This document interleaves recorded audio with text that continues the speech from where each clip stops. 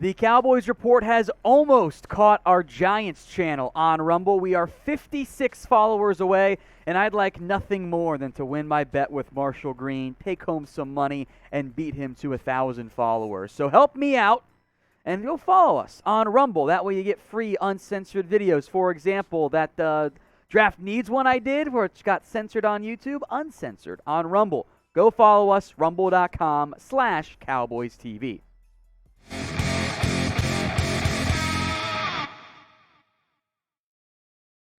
The 2022 NFL Draft is just around the corner, and Todd McShay has put out a new Cowboys mock draft. Well, he went 2 rounds, so we're going to break down all the Cowboys picks. And as you could tell by the headline of today's videos, I don't like it. First, let's break down the picks that did happen. I'll go quick on a lot of these since, Aiden Hutchinson, Trayvon Walker, Kayvon Thibodeau, Garrett Wilson, Nika McWanu, Kenny Pickett, Kyle Hamilton, Drake London, Evan Neal, Sauce Gardner. London is the only one with a shot of getting to you in round 1. Chris Olave's gone. Derek Stingley's gone. Charles Cross, Jermaine Johnson, Trent McDuffie, Trevor Penning, Jamison Williams, Devin Lloyd, Jordan Davis. So you're getting thinner of players you might like to try to take. And then this is kind of what hurts you. The wide receiver run is real. Kobe Dean off the board. Jahan Dotson off the board. Traylon Burks goes 1 pick before you at number 23. But you're doing the math. You go, okay, well, all of the interior offensive linemen are there. Just take one of those guys. Todd says, not so fast, my friend. He goes with George Karlaftis. Now, look, we'll get to the negatives here in a little bit. So I'm going to stay positive to start this part here. Karlaftis could be a day 1 starter for you at defensive end. He is a good athlete. I thought not as good on film as the testing, but hey, testing matters for me. Got great power. He has the production to an extent, but it's not great. And the ability to win around the edge versus just bull rushing offensive linemen, I didn't think is great. Now, he'll come in around my top 32, so it's not a huge reach. But my biggest problem with this entire mock draft by Todd McShay is less the actual picks or the players, it's the why of the players. Here's what Todd wrote. Randy Gregory signed with Denver. Dante Fowler isn't going to solve the Cowboys' lack of pass rush depth. Okay. Dallas can, of course, slide Parsons back into the edge rushing role where he had 13 sacks last season. And while I personally think Parsons can do even more for the Cowboys in his more traditional role at inside linebacker, the team needs more pass rushing no matter what. Obviously, explosive first step in the power to bull rush lineman. I'm sorry, what now? We think Parsons will have a bigger impact purely playing inside linebacker? It is 2022, Todd. That's not accurate at all. The value of Parsons is utilizing him as a pass rusher. Pass rushing value, 5x, 10x, whatever it is, that of an off-ball linebacker. Now, I am fine using Parsons as both. That's what the Cowboys seem to want to do. It's not what Todd said, though. And he is right. You do want more pass rush depth, and it is still one of the top needs for you.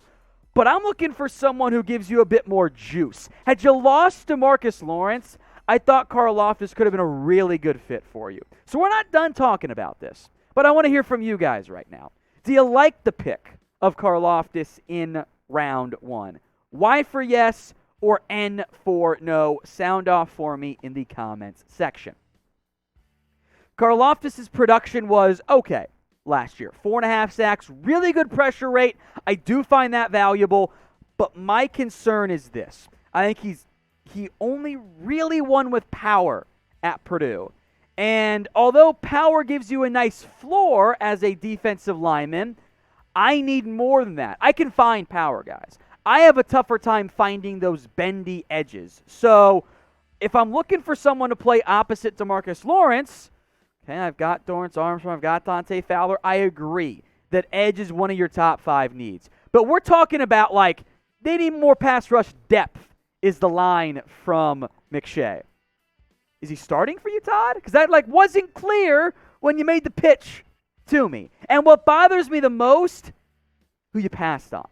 Look, Boye Mafi's got better juice, although I like Karlaftis more as a prospect. Sky Moore, receiver, best one on the board there if you really, really want a receiver. You passed on Kenyon Green, Tyler Linderbaum, and Zion Johnson. Now, I don't think the Cowboys love Linderbaum. But because right now my left guard doesn't exist on the roster because your coaching staff hates Connor McGovern, or your offensive line coach doesn't seem to like him very much, give me the damn guard. Give me Kenyon Green, Zion Johnson, who, if they're not going to be when I stack them all above Karlaftis, I think they're going to be. I just got to actually organize everything still. They're going to be right by each other. So just as good of a player, if not better player for me, this is me personally, of course, and a way bigger need. You take the guard, and we're right, whether it's Johnson or Green, I don't care. Give me that guy over Karlaftis. They're all three are going to be good football players, but the Cowboys have painted themselves into a corner. It's close. Give me the one with the bigger need in the end. Now, if you want the very best Cowboys draft videos, we'll be live during the draft. We'll have grades, reaction, all of it right here. Hit that big red button and subscribe to the Cowboys Report. It's youtube.com/CowboysTV.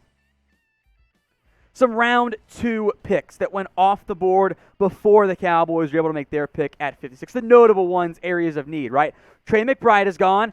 There goes John Mechie, Perrion Winfrey. Ooh, George Pickens also gone at that point. Tyler Smith, the kind of tackle guard combo, could make sense for you in the second round more so than the first round. He's also off the board. Before we get to McShay's pick, who is your ideal round 2 selection for the Dallas Cowboys? Is it, a receiver? Is it a lineman? Is it an edge at round 2? Let me know in the comments section.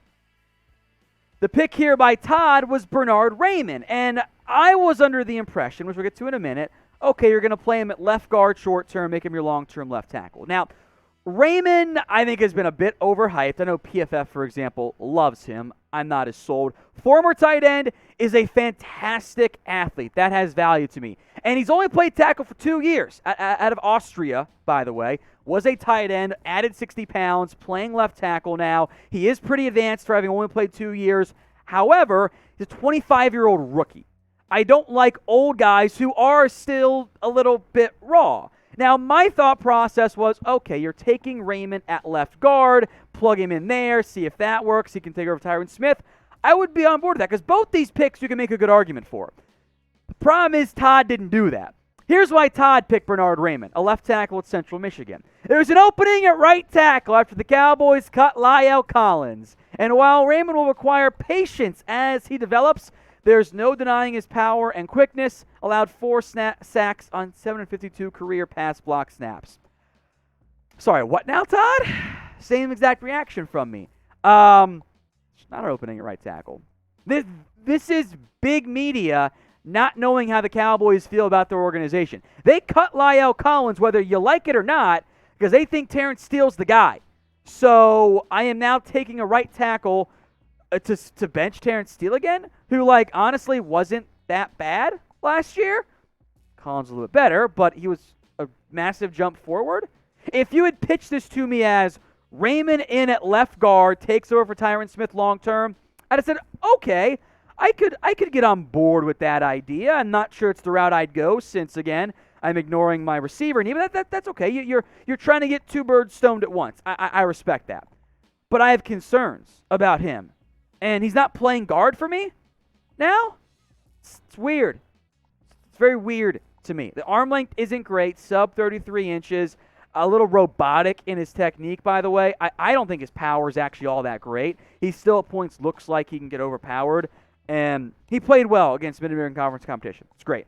Instincts are raw. He does need time, like Todd said. But he's not my right tackle. So what happened here is Todd McShay has actually ignored the Cowboys' 2 biggest needs. That is left guard and wide receiver. The needs that have been stated to us by the organization and that we all know from our eyes are the needs. And here's the problem. There were guys for you to take. There were players who are just as good as the guy, at least on my board, I think on the Cowboys scouts board, by the way, just as good of players you passed on. You passed on Jalen Tolbert. You passed on Alec Pierce, who I love. 2 offensive guards, Sean Ryan. Ed Ingram could have been options for you if you trust the Ingram off-the-field stuff, by the way. So to recap, McShay did this. George Karlaftis, round 1, Bernhard Raimann in round 2. Grade it for me. How do you feel about what Todd McShay did? A, B, C, D, or F?